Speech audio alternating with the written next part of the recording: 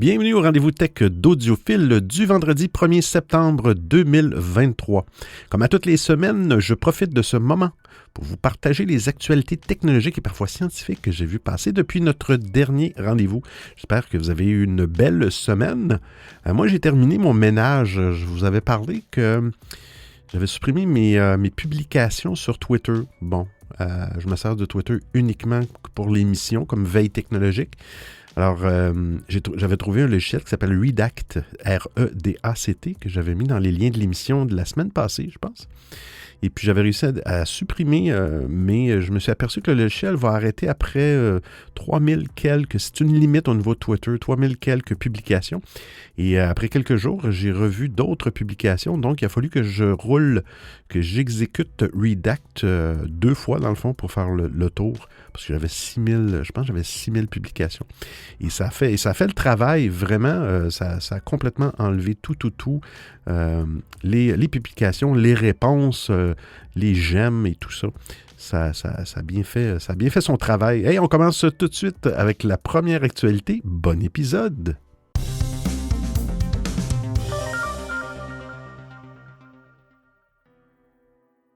Un problème sur Windows 11. Encore un problème. Voyons, Microsoft, qu'est-ce que vous faites? À chaque semaine, il y a quelque chose. Bon, on s'entend, c'est peut-être pas des problèmes qui touchent tout le monde, mais c'est irritant.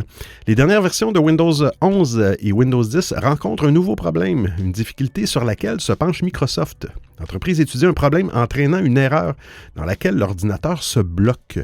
La faute au processeur visiblement, alors même que le système ne s'installe plus sur les processeurs non supportés. En effet, lorsque le bug se produit, un écran bleu de la mort, le blue screen of death en anglais, survient. Un message équivoque accompagne cela, Unsupported processeur non supporté en français.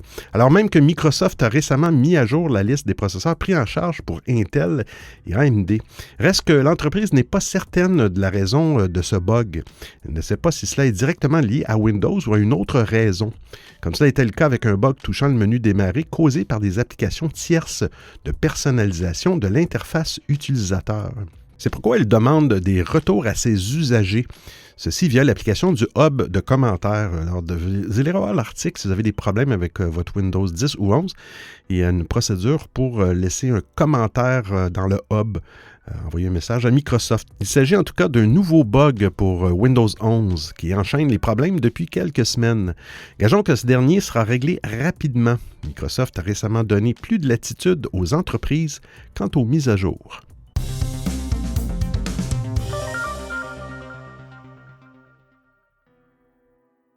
Des changements à venir pour les réglages de Windows 11. Microsoft continue de modifier et d'améliorer des pans entiers de Windows 11. Dernière nouveauté en date, une nouvelle page d'accueil pour les réglages du système d'exploitation. Elle se veut plus dynamique et surtout personnalisée avec des cartes interactives. La future mise à jour inaugure aussi une nouvelle application de sauvegarde. Alors, c'est la nouvelle build 22631.2262 de Windows 11. Vous en rappelez? Déployé sur le canal bêta. Il propose une nouvelle page d'accueil des paramètres contenant des cartes interactives. Ces dernières permettent un accès rapide à divers réglages tels que la personnalisation de l'appareil, les contrôles Bluetooth, la récupération de compte, etc. L'utilisateur bénéficiera de recommandations qui changent selon des schémas d'utilisation spécifiques, comme l'affichage, le son et les autorisations de recherche. Microsoft utilise également cette page d'accueil pour promouvoir ses propres services. C'est sûr, notamment le stockage cloud sur OneDrive et les abonnements à Microsoft 365 et Xbox. Chaque carte est optimisée pour présenter les informations et les commandes les plus pertinentes. La page d'accueil évolue et apprend avec l'utilisateur en ajustant son contenu pour fournir les informations utiles en fonction de son utilisation et de ses préférences. Cette nouvelle interface risque de bousculer les habitudes et la mémoire musculaire acquise après toutes ces années. Néanmoins, ce panneau des réglages mérite bien un soin particulier. en particulier pour les utilisateurs de Windows 11 pas encore aguerris. Tout est bon à prendre pour leur faciliter la vie. Microsoft prévoit aussi de lancer une application de sauvegarde Windows qui permettra de préparer votre PC à l'utilisation d'un nouvel appareil. Cette application reprendra automatiquement les paramètres existants et conservera même les applications épinglées sur votre bureau dans le menu démarrer et la barre de tâches. Les applications ne seront pas automatiquement installées, mais des raccourcis seront fournis pour les réinstaller à partir du Microsoft Store ou du site web du développeur. La problématique de la sauvegarde du PC est capitale. Il était temps que Microsoft propose quelque chose en natif pour cette fonction si importante. A priori, l'éditeur a bien fait les choses et cet utilitaire s'annonce bien pratique et indispensable. Toutes ces nouveautés sont proposées dans la bêta de l'aperçu Insider, il faut être inscrit, de Windows 11 dans la fameuse build, vous vous en souvenez, 22631.2262.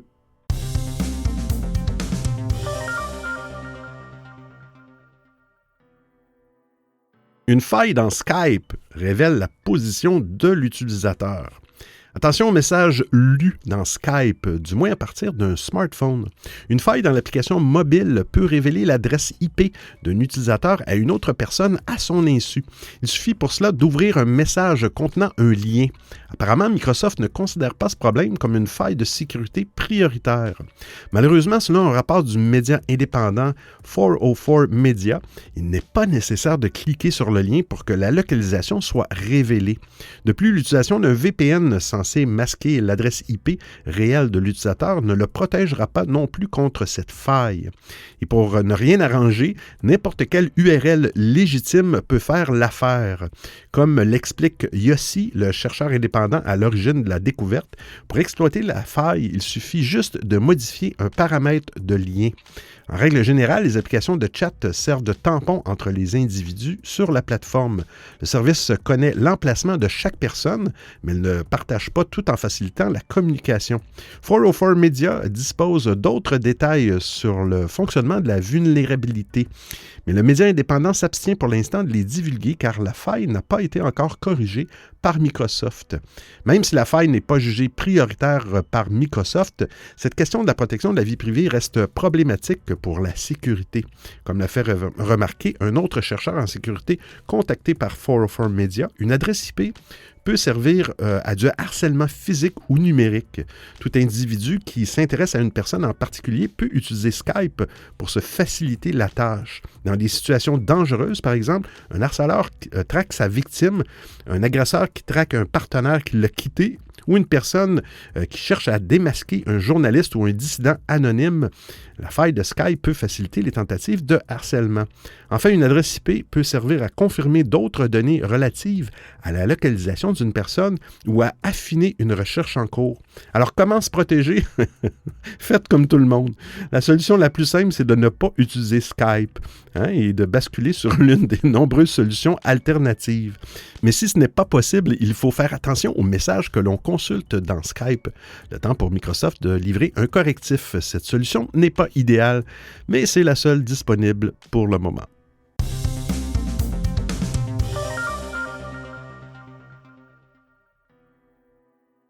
AutoStarter, un outil pour masquer des applications au démarrage de macOS Ventura. Je l'ai installé cette semaine, mais je trouve ça génial. Depuis macOS Ventura, il n'est plus possible de lancer une application au démarrage en la masquant.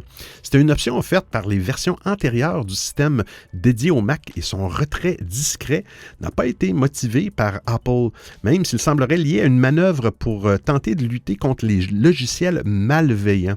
Cette disparition n'empêchera aucun créateur de malware un peu motivé à masquer ses méfaits, mais elle vous empêche de lancer une application discrètement au lancement du Mac. Si la fonction vous manque sous macOS Ventura ou son successeur, alors AutoStarter, c'est un outil qui coûte à peu près €1. Devrait vous intéresser. Cette application se charge de lancer les applications au démarrage, mais avec l'avantage de permettre de les masquer après leur lancement. Vous pouvez ajouter des applications dans la liste, cocher la case pour les masquer et supprimer ces applications dans le réglage système. Et vous retrouverez un comportement similaire à celui de macOS avant Ventura. Après quelques essais, AutoStarter fonctionne parfaitement. Les applications sont bien lancées avec la session et leur fenêtre reste bien masquée quand on le lui demande. L'utilisateur L'applicateur a d'autres options plus avancées à proposer par rapport aux paramètres intégrés du système. Vous pourrez les afficher en cliquant sur le petite flèche en bas à gauche de la fenêtre principale. Comme son nom l'indique, Delayed Start, retarde le lancement d'une application après le démarrage de macOS. Cela peut être utile pour ne pas surcharger un Mac et étaler dans le temps le lancement d'applications plus grosses. L'autre option, c'est Aggressive Hide, que j'ai utilisé, qui propose de configurer un délai avant de masquer la fenêtre d'une application ouverte au lancement. C'est intéressant pour une app qui refuse de masquer son interface dès le lancement. J'ai le cas en particulier pour le client macOS de Signal. AutoStarter propose un mécanisme d'export et d'import des réglages afin de simplifier la transition d'un Mac à l'autre. L'application est distribuée sur le Mac App Store, et ce qui veut dire qu'elle respecte les exigences de sécurité d'Apple.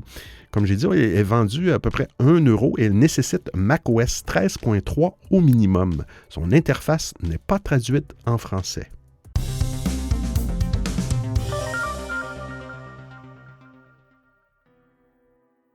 Droit à la réparation volte-face d'Apple.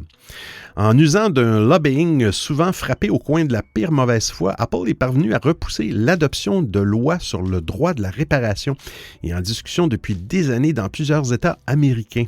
Le Nebraska a ainsi été qualifié de mecque des hackers par Apple lorsque cet État a voulu passer un projet de loi sur le sujet.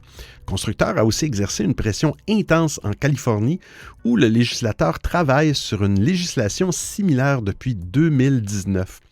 Eh bien, les positions d'Apple ont cependant évolué. L'entreprise a même ouvert une boutique de pièces détachées permettant aux plus adroits de réparer eux-mêmes leur iPhone ou Mac. Encore plus étonnant, la firme de Cupertino a pris fait et cause pour le projet de loi californien qu'elle combattait pourtant de toutes ses forces. Mike Folks, directeur des affaires publiques d'Apple, a confirmé le soutien du groupe au Right to Repair Act et demande aux membres élus de voter le texte actuel. Et je cite, « L'approbation d'Apple pour le projet de loi sur le droit à la réparation en Californie constitue un tournant décisif pour les droits des consommateurs », se réjouit Kyle Waynes, le patron d'iFixit qui milite depuis toujours pour le droit à la réparation. Et je cite, « On a l'impression que le mur de Berlin des monopoles de la réparation commence à s'effriter brique par brique. Si le projet de loi est validé, les constructeurs devront fournir des outils, des pièces détachées et des guides de réparation aux consommateurs et aux réparateurs indépendants. La Californie imposera également une sorte de garantie. Les produits qui coûtent de 50 à 100 $ bénéficieront de 3 ans d'outils, pièces détachées et documentation.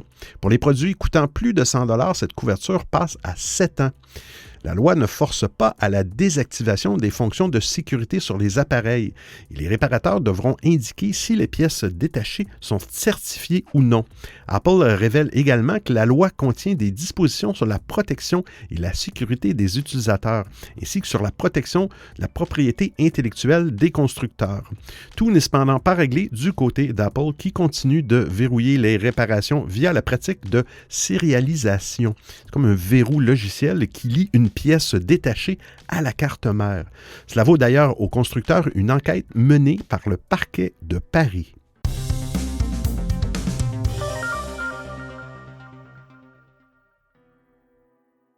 Apple dévoilera de nouveaux iPhone, Apple Watch et AirPods le 12 septembre. Comme à chaque automne, Apple organise un événement de présentation de la nouvelle génération d'iPhone, d'Apple Watch et bien plus encore. Les passionnés d'Apple attendaient avec impatience l'officialisation de la date de l'événement. Elle est enfin arrivée. Mardi, Apple a envoyé des invitations pour l'événement de cette année qui aura lieu le 12 septembre. L'événement lui-même se déroulera à l'Apple Park de Cupertino, en Californie. Et certains membres de la presse et analystes de l'industrie ont commencé à recevoir des invitations pour y assister.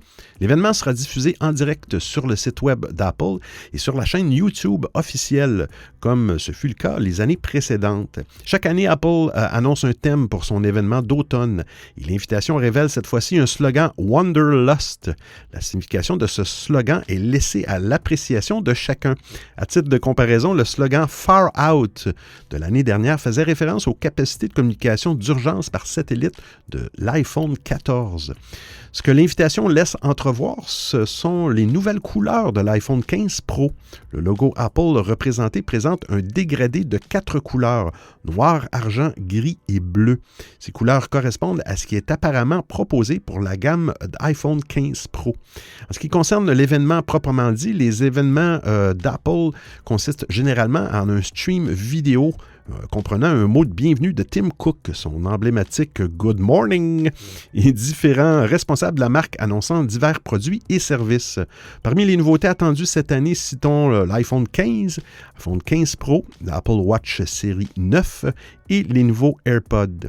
L'événement Apple de septembre ne sera pas l'occasion de découvrir un nouvel iPad Pro, mais l'entreprise y travaille.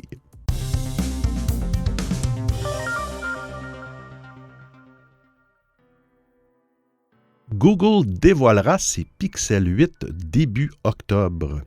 Et bien aussi, Google, comme à chaque année, l'automne sera bien chargé au niveau des téléphones intelligents. Apple, on a parlé, dévoile sa gamme d'iPhone le 12 septembre et Google lancera les Pixel 8 le 4 octobre. L'événement aura lieu à New York à partir de 10h heure locale, soit 16h à Paris. Il va sans dire que Google dévoilera le Pixel 8 Pro que le moteur de recherche a fait fuiter, sans doute par accident. On s'attend aussi au développement du Pixel 8, bien sûr, qui pourrait être plus petit que son prédécesseur. On parle de 6,1 pouces au lieu de 6,3 pouces.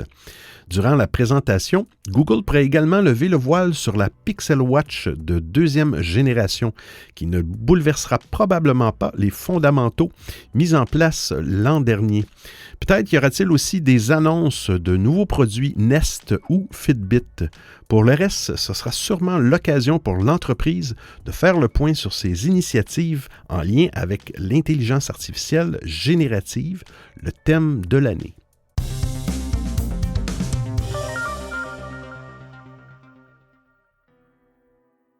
Google Messages pourrait déployer les SOS par satellite dans 150 pays. C'est le nouveau terrain de la compétition dans l'industrie du téléphone intelligent grand public, la connectivité satellite. Apple a mis le feu aux poudres avec l'iPhone 14, dont la fonction satellite est disponible en France. Elle permet d'envoyer des SMS d'urgence par satellite, ce à quoi Samsung n'a pas manqué de répondre en annonçant une communication par satellite plus développée que celle d'Apple. Eh bien, c'est maintenant Google qui travaille pour faire de la connectivité par satellite. Une réalité dans Android 14. Au cours des dernières semaines, des détails ont émergé sur ce projet. L'entreprise se préparerait à ajouter la messagerie d'urgence par satellite à Google Messages. En effet, de nouvelles chaînes de code indiquent le fournisseur de services avec lequel la firme de Redmond fait équipe, Garmin. Selon Neil Ramouni sur Twitter ou sur X, des chaînes sont apparues dans Google Messages qui mentionnent le nom de Garmin dans ses services d'urgence. Une preuve que la mise au point de cette fonction est quasiment achevée. Vous écoutez le Rendez-vous Tech d'Audiophile.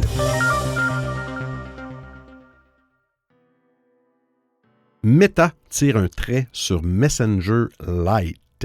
Si vous êtes un ardent utilisateur de Messenger Lite, profitez-en car cela ne devrait plus durer. Ouais, Meta a pris la décision d'arrêter le support de la version allégée de la messagerie de Facebook sur Android. Lancé en 2016, Messenger Lite, tout comme Facebook Lite, a été à l'origine pensé pour fonctionner sur des appareils Android à la configuration modeste. L'application était très légère à télécharger et occupait peu d'espace sur le stockage interne de l'appareil une fois installé. Surtout, elle était bien moins gourmande en ressources que l'application Messenger classique. Si elle se contentait évidemment des principales fonctionnalités de discussion et faisait l'impasse sur bon nombre d'options, Messenger Lite remplissait parfaitement son office rapidement et avec une parfaite fluidité. L'application qui a été retirée du Google Play Store par Meta cessera définitivement de fonctionner à compter du 18 septembre prochain, comme l'a annoncé la maison mère de Facebook dans une alerte affichée à l'ouverture de l'application. Avant de lancer une version allégée indépendante de Messenger, Meta, qui se faisait appeler Facebook dans le temps, avait introduit Facebook Lite, qui reprenait les mêmes principes. Et l'une des principales particularités de l'application était qu'à l'époque de son lancement, celle-ci offrait un accès direct à Messenger, sans avoir à passer par une seconde application. Une aubaine pour les utilisateurs, tandis que Facebook avait décidé quelques mois auparavant de séparer Facebook de Messenger en obligeant les utilisateurs du réseau social à utiliser deux applications distinctes. Finalement, Meta avait réservé le même sort aux utilisateurs de Facebook Lite en enjoignant ceux-ci à télécharger Messenger Lite pour accéder à la messagerie. Et Meta retourne une nouvelle fois sa veste et invite donc les utilisateurs de Messenger Lite à utiliser Facebook Lite pour continuer d'accéder à la messagerie. Si Messenger Lite ne fait clairement pas partie des projets prioritaires de Meta, qu'en est-il pour Facebook Lite? Bien, Meta semble pour l'instant vouloir l'épargner, mais pour combien de temps encore?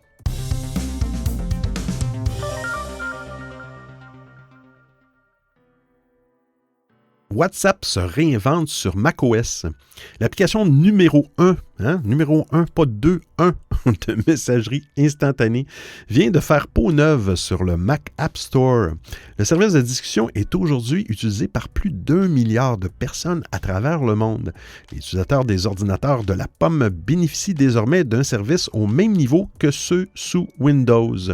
Les nombreuses mises à jour apportées à l'application doivent permettre d'offrir une meilleure concurrence sur macOS au service natif de la pomme iMessage.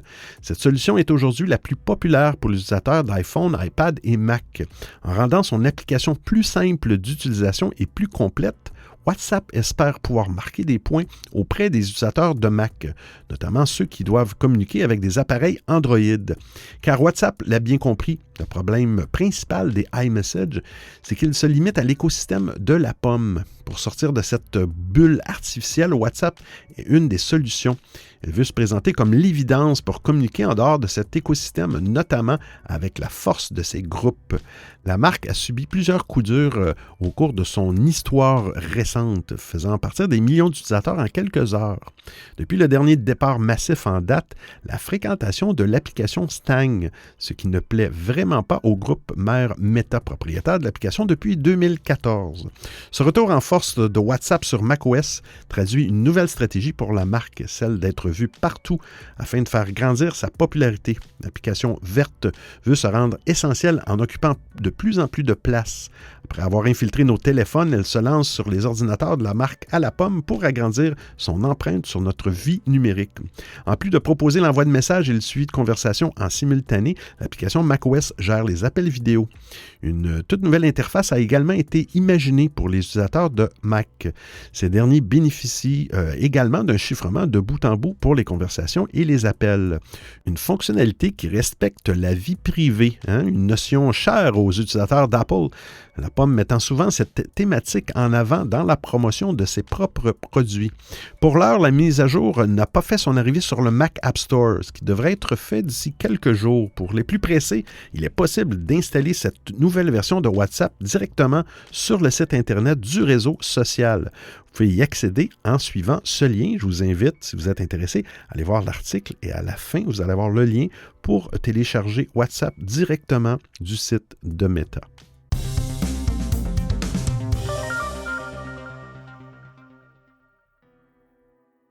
WhatsApp, le partage des photos en haute qualité HD ne suffisait pas. Miaou, le service de messagerie WhatsApp, a officialisé l'arrivée de l'envoi de photos en haute définition HD.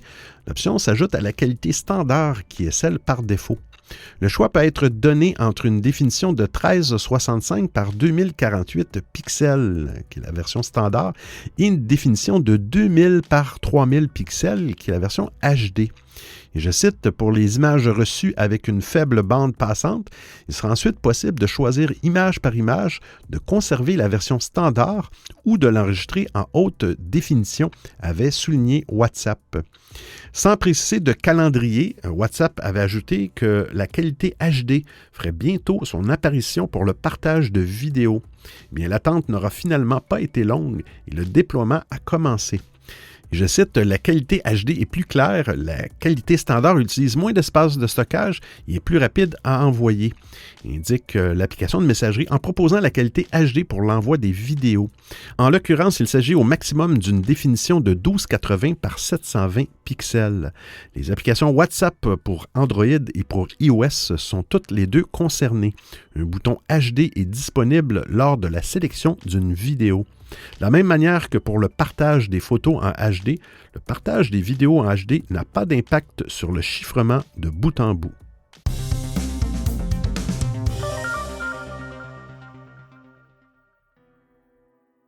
Elon Musk a donné l'adresse de Mark Zuckerberg. On n'avait pas parlé d'Elon cette semaine. Ben, on y va. Comme le souligne The Verge, le timing de ce live n'est sans doute pas anodin.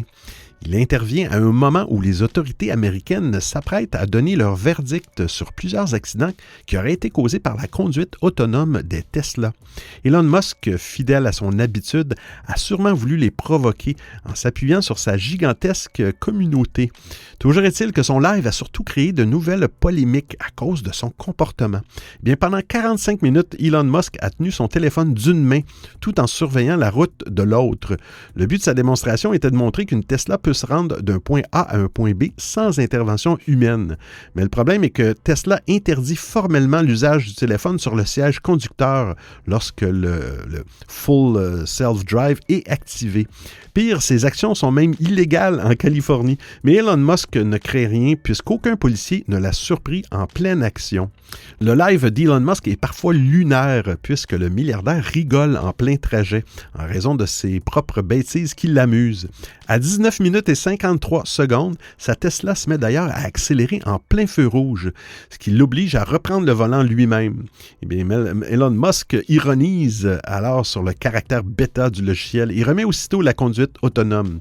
Il s'agit du seul problème notable observé pendant 45 minutes. La Tesla s'est bien comportée le reste du temps. En revanche, on ne peut pas dire la même chose d'Elon Musk qui, pour amuser la galerie, a souhaité embêter Mark Zuckerberg. Ses fans rêvent de voir son combat avec le patron de Meta, alors que le patron de Tesla les a fait saliver. Une fois arrivé dans un quartier résidentiel, Elon Musk a demandé à son collègue assis à côté de lui de chercher sur Google l'adresse de Mark Zuckerberg, histoire de taper à la porte pour se battre. L'adresse a été trouvée et filmée à l'écran de la Tesla vers 26 minutes 40. Puis Elon Musk a eu la bonne idée de s'y rendre avec la conduite autonome qui le gare automatiquement sur le côté de la route. Une fois arrivé devant, Elon Musk n'a pas voulu sortir à cause des équipes de sécurité. Il a demandé à sa Tesla de rentrer au siège de la marque. S'il est vrai que l'adresse du créateur de Facebook peut être trouvée sur Internet, eh bien le fait qu'Elon Musk l'expose en direct à plus de 10 millions de personnes n'est pas très malin. Ses fans pourraient être tentés de faire comme lui au risque de compromettre la sécurité personnelle de Mark Zuckerberg. Ajoutons aussi qu'Elon Musk a banni de X, anciennement Twitter, les comptes qui suivaient son jet privé, sous prétexte que communiquer son emplacement était dangereux pour sa famille. Eh bien, une nouvelle fois, Elon Musk prouve que les règles qu'il impose ne s'imposent pas à lui-même. Le milliardaire ne semble même pas s'en apercevoir, mais ses fans se sont au moins bien amusés.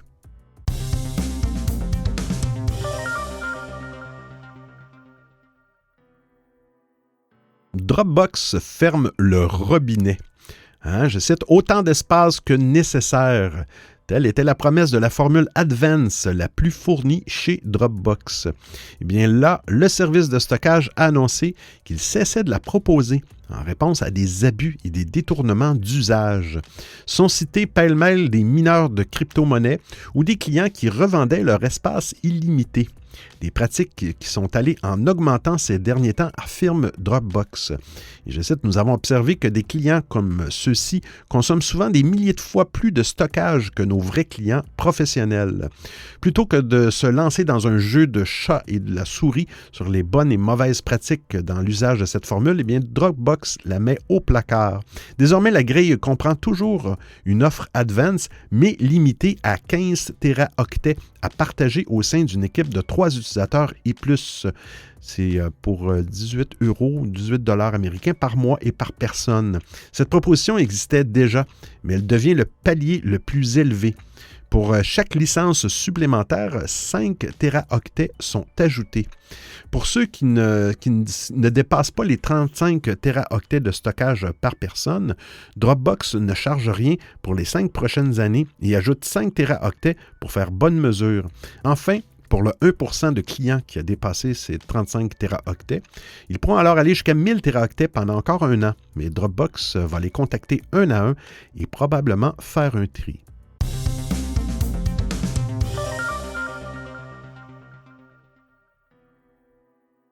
Une simple ampoule connectée pourrait vous voler vos mots de passe.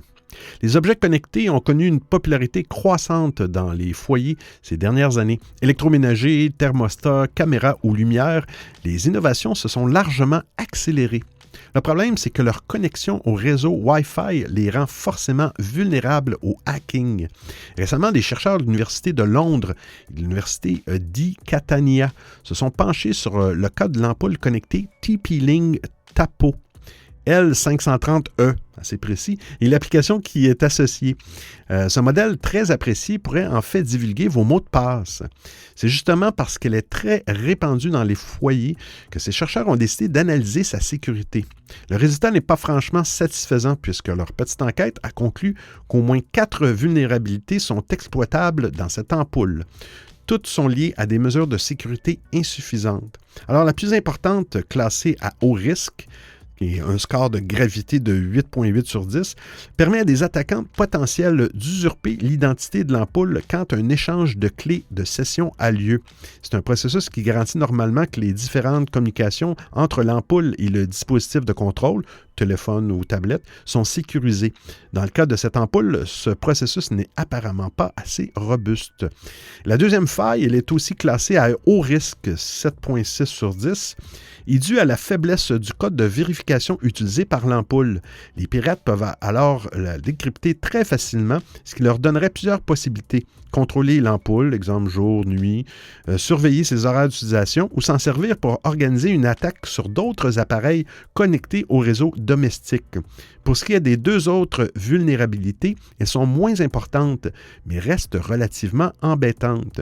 Le chiffrement de l'ampoule manque de caractère aléatoire et il existe un accès de 24 heures aux messages qui transitent par l'ampoule, ce qui permet aux hackers d'y avoir accès facilement. La faille, considérée comme étant la plus risquée, peut en effet poser souci. Si l'identité de l'ampoule est compromise sur les réseaux, il est tout à fait possible pour les pirates d'avoir accès à des informations sensibles. Imaginons que le mot de passe de votre réseau Wi-Fi est entre leurs mains. Il leur est alors facile d'accéder aux données de tous les appareils qui y sont reliés.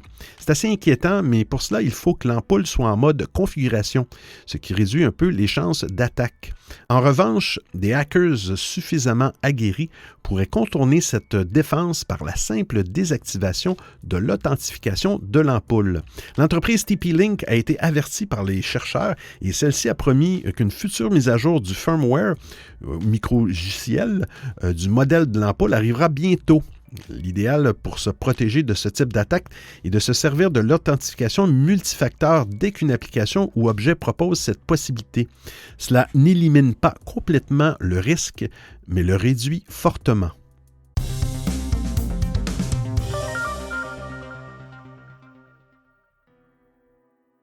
Un piège à moustiques open source. La start-up Lamy, l'anti-moustique intelligent, est une solution unique pour lutter contre les moustiques. Créée par Emmanuel Liet, qui est ingénieur chez Airbus, et sa compagne Marie Salomon, la société a développé un piège de 90 cm de hauteur, commercialisé à 400 € pour la version standard et 500 € pour celle équipée d'un panneau solaire. Le piège utilise les phéromones pour reproduire l'odeur humaine et attirer les moustiques qui sont ensuite aspirés dans des filets. Ce dispositif promet une efficacité de 80% dans un rayon de 20 à 30 mètres. Et je cite, l'odeur, la couleur rouge et le CO2 vont attirer les moustiques. Ils vont être ensuite aspirés dans les filets. Des filets qui ne se vident presque jamais car la maille permet de faire sécher le moustique et de le réduire en en poussière, explique Emmanuel Liet. Le panneau solaire présente une particularité intéressante. Il a en effet été programmé pour ne pas fonctionner 24 heures sur 24, évitant ainsi une obsolescence précoce. Le piège lui-même doit être placé à l'ombre alors que le panneau solaire nécessite un ensoleillement direct. Ce problème a été résolu grâce à un système de rallonge. L'originalité de l'AMI réside également dans son aspect open source. Les plans du piège sont disponibles gratuitement sur le site web. Ils s'accompagnent d'une notice de construction, ce qui permet à quiconque de monter son propre piège, un genre de do-it-yourself. Malgré quelques critiques initiales, l'approche a été accueillie favorablement avec 400 commandes et 20 000 téléchargements en seulement 2 jours. Les clients participent d'ailleurs activement au développement du projet en partageant des astuces de bricolage sur un groupe Facebook. Le couple fondateur s'inspire des idées de leurs utilisateurs en fabriquant des pièces par imprimante 3D et un gel CO2 maison qui sera bientôt breveté. Tout est vendu en pack sur le site. Le piège à moustiques intelligent et son modèle open source ont rapidement trouvé leur public avec des objectifs ambitieux pour l'avenir. La start-up toulousaine a réussi à se démarquer et aspire à devenir une plus grande entreprise. Avec encore une année de tests prévus et une 3e version en développement, l'AMI est bien parti pour atteindre son objectif de 500 commandes d'ici la fin de l'année, contribuant à une lutte plus efficace contre les moustiques en extérieur. Alors j'espère que vous appréciez le format et le contenu de l'émission. Si vous avez des suggestions d'actualité, des commentaires, vous voulez m'envoyer un message audio ou simplement me payer un café, eh bien c'est très simple. Vous trouverez tous les liens sur www.audiophile.com. Il y a même une section nommée Docu, le rendez-vous tech d'Audiophile intégral avec l'ensemble des références web ou liens URL. Et je vous remercie de m'avoir prêté vos oreilles pendant l'écoute de cet épisode. Alors, c'est terminé pour aujourd'hui, en ce début d'automne, je dirais, mais dans mon coin, la semaine prochaine, on parle de canicule. Début septembre, canicule. On va en profiter, mais s'en vient l'automne, ma saison préférée. La noirceur, la pluie, l'humidité, le froid, les feuilles, le vent. Si vous n'aimez pas l'automne, mais restez de bonne humeur. Soyez pas tristes, car on se retrouve la semaine prochaine pour un autre épisode du Rendez-vous Tech d'Audiophile. D'ici là, portez-vous bien. Ciao, ciao tout le monde!